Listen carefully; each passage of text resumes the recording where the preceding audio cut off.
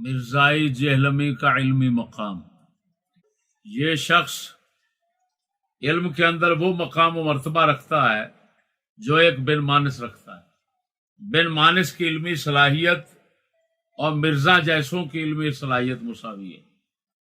یہودی ایجنسیوں نے اپنی شیطانی طاغوتی فرعونی حکومتوں کو مضبوط کرنے، پائیدار کرنے، دائمی کرنے کے لیے اور اسلام کو لوگوں کے دل دماغ سے مختلف حرب طریقوں سے نکالنے کے لیے مذہبی آزادی کے نام پر ایسے پالتوؤں بن مانسوں کو چھوڑ رکھا ہے۔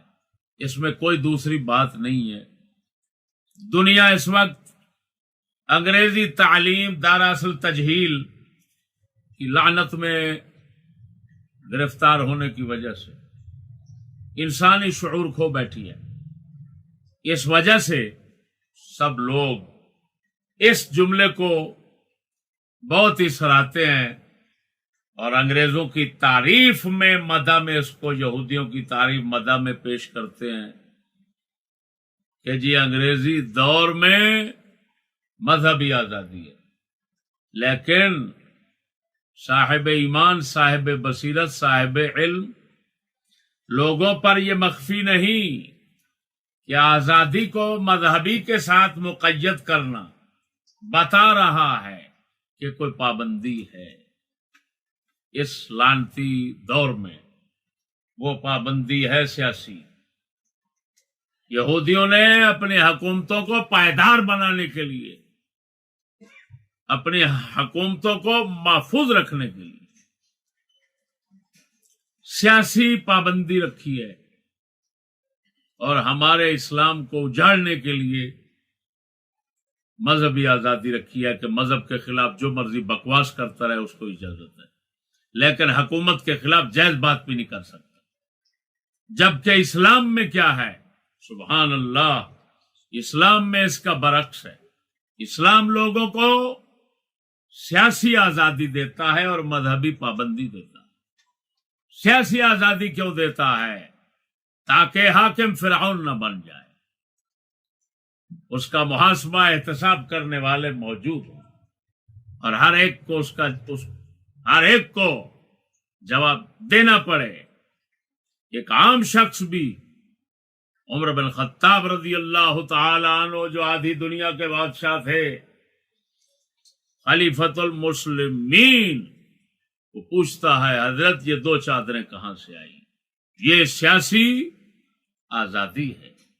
مذہبی پابندی ہے کہ حضرت فاروق اعظم کے دور خلافت میں صبیغ، صاد با یا غین، صبیغ بن عسل عین سین لام شخص نے جب متشابہات میں زبان کھولنے کی جرت کی، آپ کو علم ہوا، آپ نے شدید تعزیر فرمائی، چھڑی تیار کر کے رکھ لی، بلا جب آیا تو سر میں مارنا شروع کر دی اور اعلان کر دیا کہ کوئی شخص ہماری سلطنت میں صبیغ بن عسل کے ساتھ بیٹھنے کی جرت نہ کرے۔ میرے دوستو، یہ بنیادی بات میں نے آپ کو بتائی ہے۔ یہودی دور کے فتنے کو ہم سمجھتے ہیں، ان لعنتیوں کی بدمعاشی کو ہم سمجھتے ہیں۔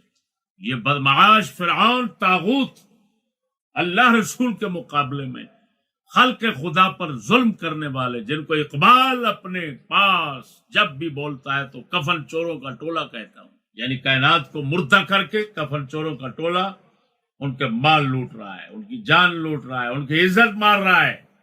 میرے بھائیوں، اس لعنتی یہودی نظام نے مذہبی آزادی کے نام پر جن پالتوؤں کو، بن مانسوں کو چھوڑ رکھا ہے، جن کے خلاف کسی قانونی چارہ جوئی کی اجازت نہیں۔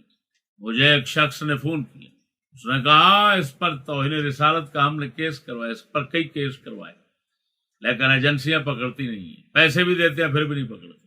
خیر، ایسے کتبوں کو انہوں نے پالا ہوا ہے، کوئی بات نہیں، لیکن یہ بھی ساتھ بتاتا چلو کہ ان لوگوں کو سننے والے کسی حقیقت، کسی سچائی، کسی علم کے طلبگار نہیں، ان جیسے کتے ہیں، ان جیسے بھڑوے بن مانس ہیں۔ یہ صرف مزاجی موافقت ہے، کیونکہ یہ بھی زندیق لوگ ہیں، بے دین ملحد ہیں، بے غیرت ہیں، انگریزی کتے اور غلام ہیں، اور وہ بھی یہی ذہن رکھتے ہیں اسلام کے خلاف، وہ بھی دل جلے بیٹھے ہیں، اور یہ بھی اسلام کے خلاف دل جلا بھونک رہا ہوتا ہے۔ لہذا یہ نہ سمجھنا کہ کروڑوں سننے والے کوئی حق اور صدق اور سچائی اور علم کے طلبگار ہیں، سب بے غیرت بھڑوے، کفر، یہودیت، لعنت، بے غیرتی، جھوٹ اور اسلاف کو سب و شتم، گالیاں گلوچ کے طلبگار کتے بیٹھے ہوئے ہیں۔ اور یہ ساری حقیقت ان لوگوں کی قلندر اقبال وغیرہ ہمارے مفکرین سب سمجھا گئے ہیں، ہم نے معائنہ مشاہدہ کر لیا ہے۔ اب دیکھیے اس کے علم کا مقام کیا ہے، بن مانس سے آگے بڑھ جائے تو میری ناک کاٹ دینا۔ اس کے جتنے حواری ہیں بے غیرت، ان بے غیرتوں سے میں پوچھتا ہوں، لاکھ لعنت ہے تمہارے جمنے پر، تمہارے بڑھنے پر، تمہارے مرنے پر۔ تمہیں اتنا شرم نہیں آتی بے غیرتوں؟ سلف صالحین کو، اسلام کو، پاکوں کو اتنے بڑے جاہل کے منہ سے بکواسات ہوتی سنتے ہو، خوش ہوتے ہو؟